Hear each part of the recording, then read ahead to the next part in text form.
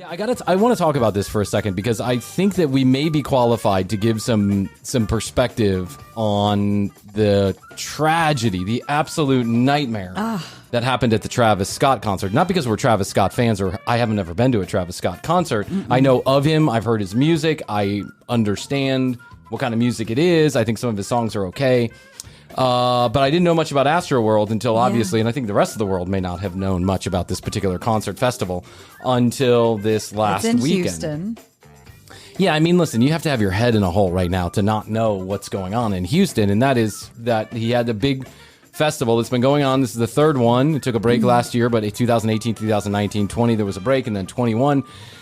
And they do it on the old site of the Six Flags that used to be called Astroworld. Six Flags Astroworld. Yeah, that's why they call it Astroworld. And that was the name of his first album, was Astroworld also. So they cleared out the Six Flags. I guess it closed and they cleared it out. And so he does this on the site of the old Six Flags. And what happened was that 8 people passed away, and they're saying probably 300 plus people had to be treated in some way, shape, or form. Plus 100 plus went to the actual hospital. Many more injured, some of them critically. Some people are still in bad shape when we're recording this or when you're listening to it. Like, super sad. Now, I want to first of all put a little bit of perspective on this. Every generation has had one of these concert tragedies. This is not new. This did not just appear out of the thin blue air that Travis Scott all of a sudden had people crushed at a concert. This happened with Pearl Jam back in the early 2000s at the Rock Slide Festival when I think with The Who. 4 people did. The Who had 80 people die or something like that. Yeah. And then there was a concert in England where over 100 people died back in the 70s. And then there was just recently, there was a celebration in the Middle East where 2 different crowds from different holiday celebrations came together to go to the Mecca, I think, and 2,400 people died when they were trampled by the crowd. This is a completely avoidable tragedy. There is no other way to put it. In the year 2021, we should have better crowd control than this. The crowd was pretty hyped up. Travis has a reputation for telling people to, ignore the security guards, ignore the police, get in the concert any way you can, rage as hard as you can, mosh pits. It used to be that the rock and rollers would do the mosh pits, the heavy metal, the punk, grunge when we were kids. They would do these mosh pits where everybody would kind of open up on a circle and then just run and, crash into each other. And yeah, there's injuries every concert. There's people, take drugs or they pass out or it's too hot or they, whatever, they get drunk. Things happen, and that's why they have security and plans in place. And medical. This seems almost like it took it to another level. Reports of people being randomly drugged in the crowd, stabbing people in the neck with needles that had fentanyl in it, possibly. One sheriff's officer said that they lost count of how many doses of Narcan they gave, because at some point there were just so many people that had Narcan and they were giving them to as many people as they thought needed them. And then there's a kind of this extra layer where even though it was clear within 15 minutes before the concert that people were really in trouble, that no one stopped the show. Even after the sheriff's officer came to the producers, Live Nation, and said, we got to do something because this is not normal. This isn't just one kid passed out. There's multiple calls for help in the audience, and people can't breathe. If you go on social media, I've been engrossed in this all weekend long. I'm not sure it's really all that healthy mentally, but if you go on social media, there are so many accounts from people who are actually there talking about how they were just lifted up out of the crowd, off their feet, and just moving like a tidal wave, like as if the ocean had picked them up and they had no control over their own bodies. There were some accounts of people who had actually fallen down and were trying to get up, and people continued to rage around them and ignored them. And then some people were trying to help and they also got caught in it. One girl described it like this. It was as if a hole opened up in the middle of the crowd and was sucking people in, but that hole was just bodies lying on the ground. Jeez. And what she described is, as she was probably 25 feet away from that hole, but she could kind of see it. But as the crowd moved her around, she was very small. As the crowd moved her around, she got closer and closer to the hole until it sucked her in too. And she got trampled on, and then people fell on top of her like an absolute nightmarish hellscape. Right? Yeah, that's really sad. I've been in a crowd situation where I felt the crowd push me. It was at a University of Tennessee football game. Okay. We won. everybody ran onto the field. And you're controlled by the crowd. Correct. It's coming from behind you. You have to move forward. And I did. I moved forward, was able to get onto the field, but I can't imagine if I wasn't able to move forward. It would have crushed. It crushes you. One guy's description was that he knew that he just had to stay calm and not panic and just let kind of make his body go limp and just focus on controlled breathing, right? Make sure he was just breathing. And eventually he fell, and he had a harrowing experience. He tells it online much better than I ever could, but he tells about how he just kind of begged and pleaded with people until someone picked him up out of the crowd, and he lost both of his shoes. And then he said, I just did whatever I had to do to help other people and then make my way toward the back. And he said it took about 4 songs for me to get to a point where I could actually put my hands up in the air. Yeah, the hands thing, the arms and the hands. Yeah. I don't know what went wrong here. And obviously there's going to be an investigation. And I think there's probably going to be a lot of blame to go around many people. And hopefully we learn from this, just like we have from other concert tragedies that have been similar. But I have to say that, a heartfelt and very sincere, I feel a lot of empathy because there's nothing funny about this. And these kids were young, man. Yeah. They were fucking young. But from the beginning of the day, from 10 a.m. in the morning, there were indications that this crowd was out of control. Like, they were out of control. It was just young kids who were out of control. Your decision making at that age, at 14, 15, 16, 17 years old, is not fully formed. And so you're easily hyped up by other people, and you do things that you may not otherwise do as you get older. And you're like, wait, running in another crowd of 7,000 people trying to tear down a gate might cause me physical harm. So I'm just going to stay back here and chill out, right? Or this is a long line, but we're all going to get through it. So let's just stand here and be cool, right? But these kids were hyped up, and they just wild it out. And listen, okay, I did the same thing when I was a kid. I'm not saying that there's anything wrong. I'm not saying that that's abnormal, like these kids are shitheads or something.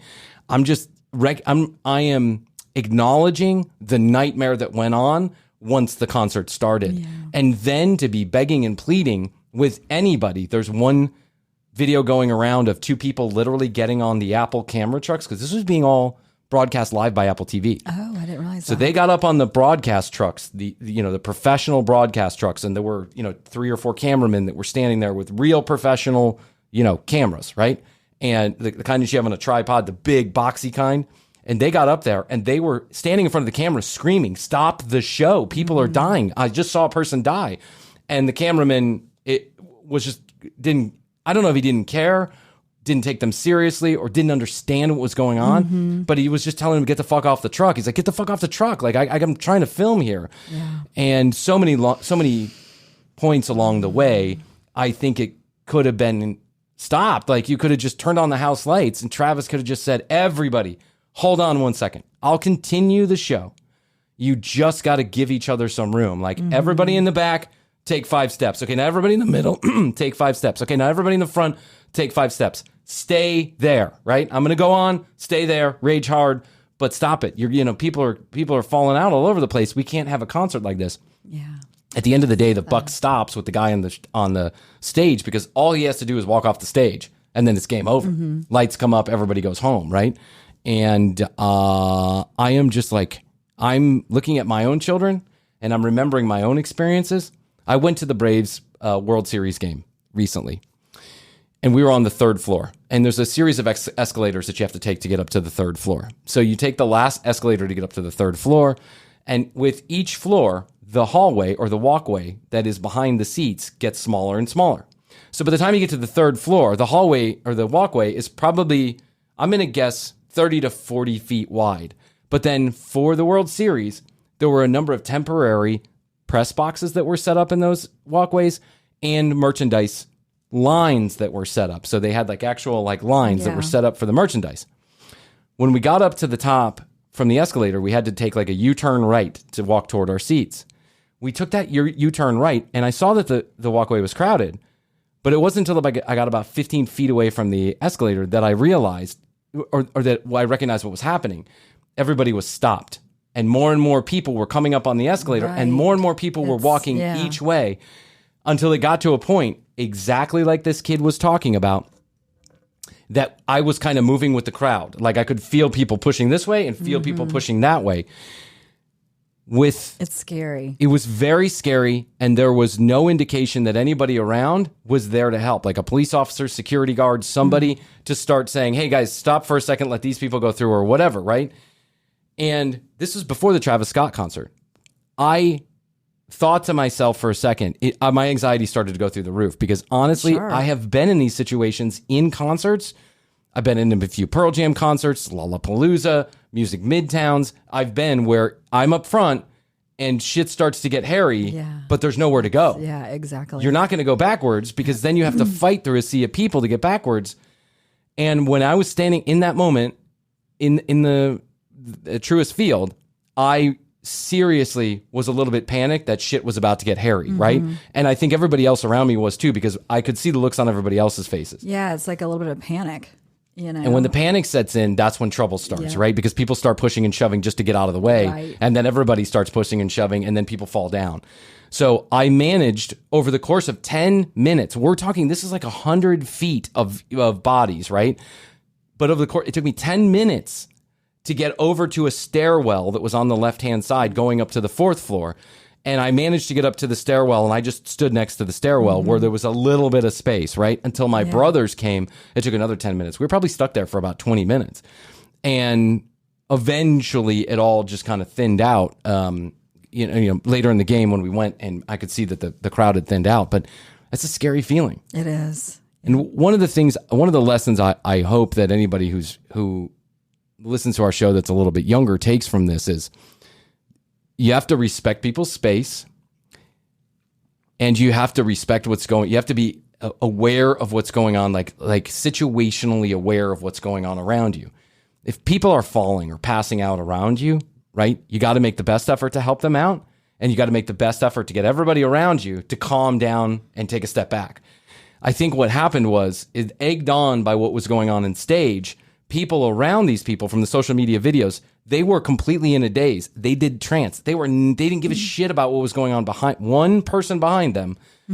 There were people falling out and passing out, and they just continued to watch the show and dance and jump. Yeah, you right? gotta be aware of your surroundings. If everybody would have just kind of like taken heed to what, I mean, and I know a lot of people did, but if some more people would have taken heed to what was going on and said, whoa, like everybody, okay, stop dancing for a second. Let's give these people some room so that they can get up, so that we don't, so that there's literally not a dead body behind me. Then I think that it would have made the situation better. But you can only learn that through experience. You only learn that through concert after concert after concert. And then you go, okay, I don't want to be in that crowd because that looks hairy, right? Yeah. So I'll stay back here. Not to mention, I mean, I think I have 2 rules about concerts now. One is, if you can't sell me a seat, you're not getting my money, right? That's number 1. But number 2 is that I do not need to be directly in front of any artist. Well, that's true. There's nothing happening directly in front of any artist that isn't happening on the screen. And just the fact that I'm there with all these other people and catching the energy is enough for me. Like, I don't need to stand in, general admission for 12 hours waiting for, Right Said Fred to come out. Right Said Fred is good live. I've heard that. I'm too sexy for you. It's such a tragedy, man. It's such a tragedy. And to the 8 people whose lives were lost, 14 years old, man. 14 years old is the youngest. Can you imagine? No. I can't even imagine. Can't imagine. No, it's awful. It is awful. Hopefully, again, lessons to be learned from this. And our condolences and thoughts and prayers. Yeah, it really bothered me all weekend. It really bothered me. I don't know why. I mean, maybe because I have been to so many concerts and I know that these type of things could have happened so quickly in so many situations. I've been in tightly packed audiences, and I've felt the sense that all this is going to take is one wrong move and a lot of people are going to get hurt. And it was just narrowly avoided, right? By the grace of God, by the grace of other human beings, by the grace of the artist, whatever. It didn't happen. But I just felt a connection to what happened in Astroworld because I know I've been there before. I've been in that situation before where it's hard to breathe and you're moving with the crowd. And I was lucky enough not to have experienced something so tragic. So our hearts and condolences do go out to those who lost their life or were injured or whatever. And to some degree, I guess I have empathy for for Travis, I don't know. I mean, maybe he didn't know what was going on. Maybe he was just I think unaware. the details are still coming out. So, yeah, I'm sure he didn't want that to happen. I can't imagine he wanted that to happen. That's the crazy thing about the internet these days is that if you go on YouTube is serving up algorithmically. I think I said that word correctly. Algorithmically, YouTube is serving up videos where lots of people are talking about that this was an open sacrifice for Satan. What? But Hoadley, no way. It's just like, why can't people just accept that shitty things just happen? Mm-hmm. Everybody's got to have a conspiracy theory about everything. He's the Illuminati. He just sacrificed 8 people's lives for his fame and money. Like, fame is not free. Hollyweird is where all the Satanists live. It's just like these videos have 40s and 50 and 70,000 people like viewing them. Who are these people who believe that Travis Scott is openly sacrificing human beings at a concert? No way. I mean, come on. It's just a step too far. I'm sorry. It is. Yeah. But I mean, listen, when you're impressionable, maybe that's just the way it goes.